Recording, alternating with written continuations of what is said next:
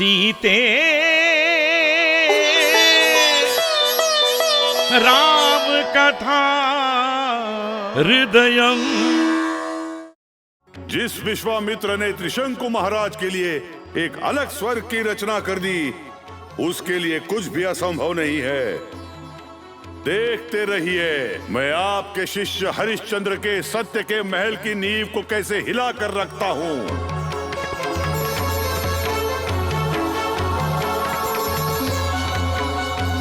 पूज्यवर, आपकी चरण भूमि से मेरा ये महल पावन हो गया। आपके दर्शन के सौभाग्य से मेरा ये जीवन सार्थक हो गया। पधारिए पूज्यवर, आसन ग्रहण कीजिए।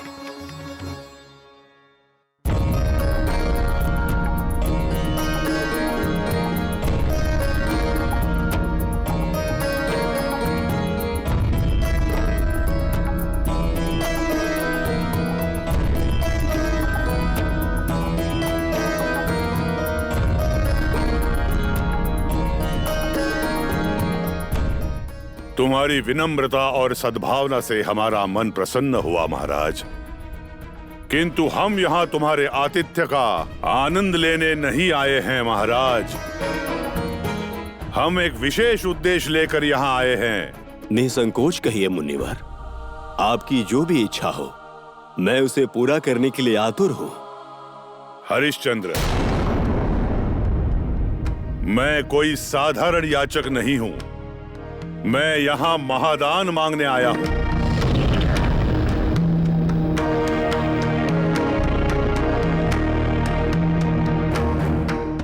मुनिवर, मैं धन्य हो गया। आपके द्वारा मांगा गया महादान देना ही मेरा परम सौभाग्य होगा। मांगिए पूज्यवर। मैं जो मांगूंगा आप मुझे देंगे? इसमें संदेह कैसा पूज्यवर? महाराज हरिश्चंद्र सत्यवादी है और सारा संसार तुम्हारी कीर्ति गाता है।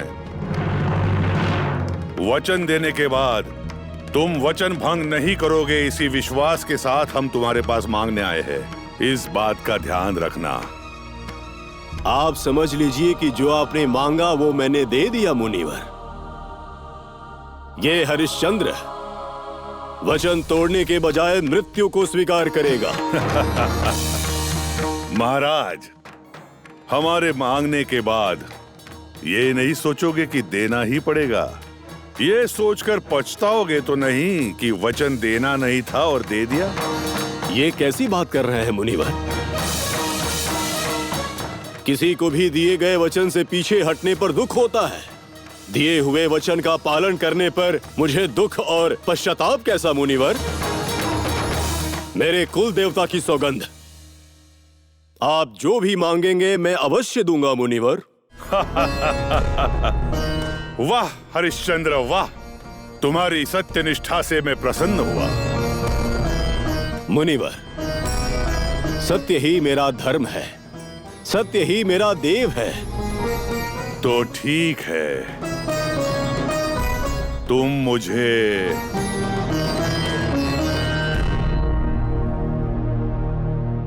स्वामी, हरिश्चंद्र महाराज कितने भोले हैं ना स्वामी। ऐसा क्यों देवी?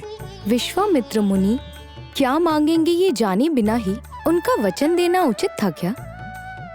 जो सत्यवान होते हैं उनमें सत्व गुण होता है देवी। तो फिर आगे क्या हुआ स्वामी? आज बहुत देर हो चुकी है, आज के लिए इतना ही। अब तुम विश्राम करो, ये कथा मैं फिर कभी सुनाऊंगा। जैसी आपकी इच्छा स्वामी।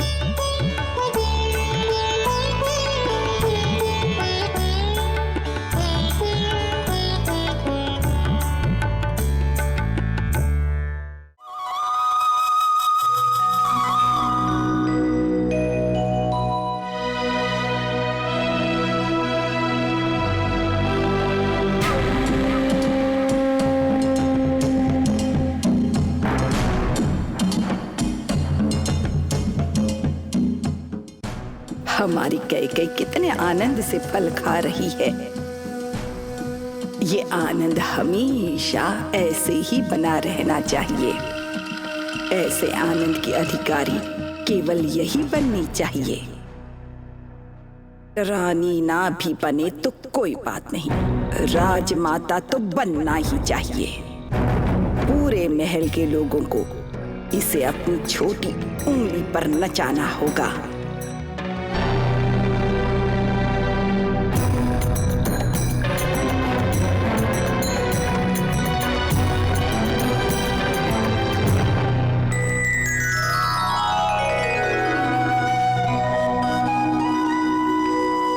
महारानी, कब आई तुम मंथरा?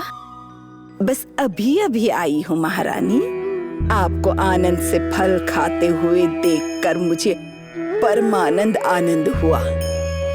सिर्फ खाने का आनंद देखकर ही क्या होगा? ये लो तुम भी खाकर आनंद लो इसका।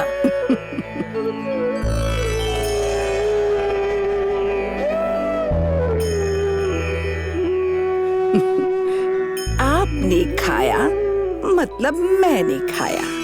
आप खुश हैं तो मैं भी खुश हूँ। आहा, हमारी खुशी में ही अपनी खुशी को देखती हो तुम मंथरा। तुम जैसी हितैषी मैंने कभी नहीं देखी।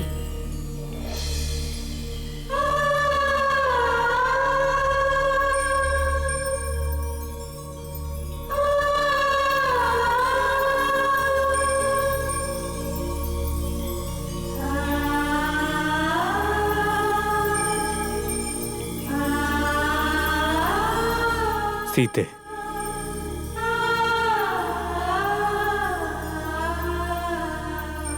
क्षमा करें स्वामी, आपके आगमन का पता ही नहीं चला। आइए। सीते, मेरे आने पर भी तुमने देखा नहीं, ऐसे किस विचार में मग्न थी? दाम्पत्य जीवन यदि अनुकूल ना हो तो कितने दुष्परिणाम हो सकते हैं, यही विचार कर रही थी स्वामी। लगता है किसी और का विषय तुम्हारे हृदय में है। अश्वपति महाराज का विषय। स्वामी, मैंने आपको जो समय दिया था वो समाप्त हो चुका है। आप अपनी हंसी का कारण बताते हैं या मैं यहीं पर प्राण त्याग दूं? तुम चाहे कुछ भी कर लो, मैं कारण नहीं बताऊंगा। तो फिर इस महल में अब मेरा मृत शरीर दिखेगा आपको। छी! नीच स्त्री, अपने पति की मृत्यु से भी तुम्हें अपनी हट की पड़ी हुई है। तुम जैसे हृदयहीन रानी की मुझे आवश्यकता नहीं है, ना ही मेरे राज्य को है। चली जाओ यहाँ से।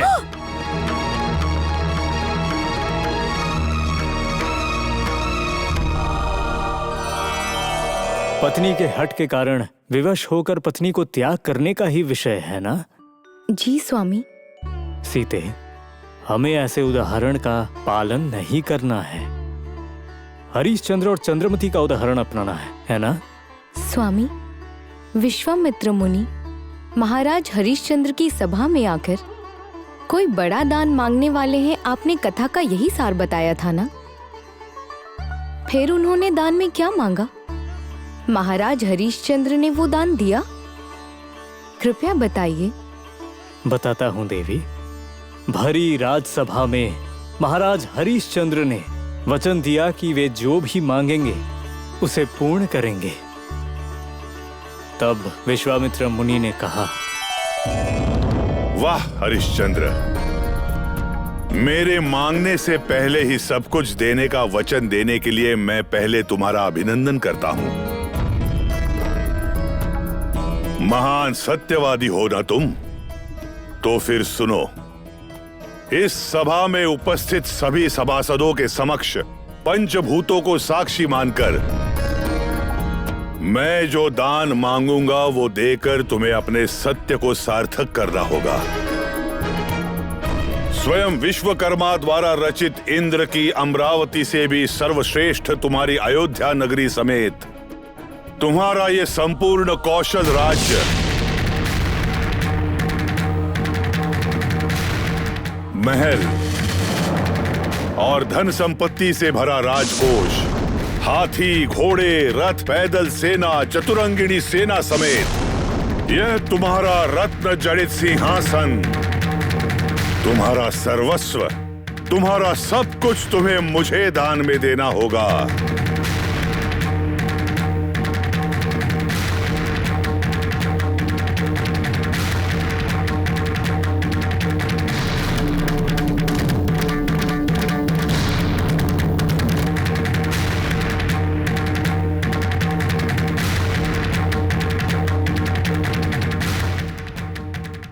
सीते राम कथा हृदयं